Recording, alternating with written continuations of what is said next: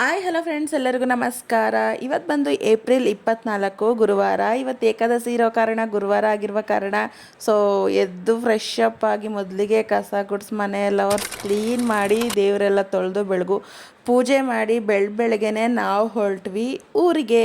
ಯಾಕೆ ಅಂತ ಅಂದರೆ ಇವತ್ತು ನಮ್ಮ ಅಕ್ಕನ ಮಗಳ ಮೆಚ್ಯೂರ್ಡ್ ಫಂಕ್ಷನ್ ಇದೆ. ಸೊ ಅದಕ್ಕಾಗಿ ಹೋಗ್ತಾ ಇದ್ದೀವಿ. ಸೊ ಅಲ್ಲಿಂದ ಹೊರಟು ಪಿಕ್ ಮಾಡಿದ್ರು. ಸೊ ಅಲ್ಲಿಂದ ಸೀದಾ ಹೋಗಿ ಎಲ್ಲರನ್ನೂ ಮಾತಾಡಿಸ್ಕೊಂಡು ಇವಳದೇ ಹುಡುಗಿ ಫಂಕ್ಷನ್ ಇರೋ ಅಂಥದ್ದು, ಇವಳಿಗೆ ಇವಾಗ ಮೇಕಪ್ ಮಾಡಬೇಕು. ತಿಂಡಿ ತಿಂದ್ಕೊಂಡು ಅಲ್ಲಿಂದ ಬಂದು ಮೇಕಪ್ ಮಾಡೋಣ ಅಂತ ಎಲ್ಲ ರೆಡಿ ಮಾಡಿ ಮೇಕಪ್ಪು ಮಾಡಿದೆ. ಹೇಗೆ ಬಂದಿದೆ ಅಂತ ಕಮೆಂಟ್ಸ್ ಮೂಲಕ ತಿಳಿಸಿ. ತುಂಬಾ ಚೆನ್ನಾಗಿ ಬಂದಿತ್ತು, ಇಷ್ಟ ಆಯಿತು. ಹಾಗೆ ಅಲ್ಲಿಂದ ನಾವು ಸ್ವಲ್ಪ ಸೆಲ್ಫಿ ತಗೊಂಡು ಹಾಗೆ ಅಷ್ಟರಲ್ಲಿ ಕೋಣಿಸಿದ್ರು ಹುಡುಗಿನ. ಶಾಸ್ತ್ರಗಳೆಲ್ಲ ಮಾಡಿದ್ರು. ಸೊ ನಾವು ಹೋಗಿ ಶಾಸ್ತ್ರ ಮಾಡಿ ಗಿಫ್ಟೆಲ್ಲ ಕೊಟ್ಟು ಫುಲ್ಲು ಜನ ಎಲ್ಲ ಸೇರಿದರು.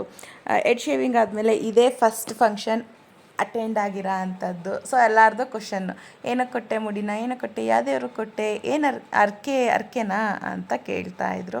ಸೊ ಹೌದು ಅಂತ ಹೇಳ್ತಾ ಇದ್ದೆ. ಆದರೂ ಸೀರೆ ಉಟ್ಟಿದ್ದೀನಲ್ವ, ಒಂಥರ ಖುಷಿನೇ.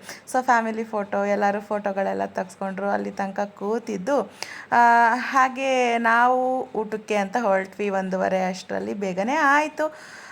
ಹಾಗೆ ಊಟದಲ್ಲಿ ವೆರೈಟಿ ಅಡುಗೆಗಳು ಮಾಡಿಸಿದ್ರು, ಬಡಿಸ್ತಾ ಇದ್ರು. ಇವರೇ ನಮ್ಮಪ್ಪ ಹಿಂದ್ಗಡೆ ಹೋಗ್ತಾ ಇದ್ದಾರಲ್ಲ ನೋಡಿ, ಇವರು ಮಾಮ ಊಟ ಬಡಿಸ್ತಾ ಇದ್ದಾರೆ.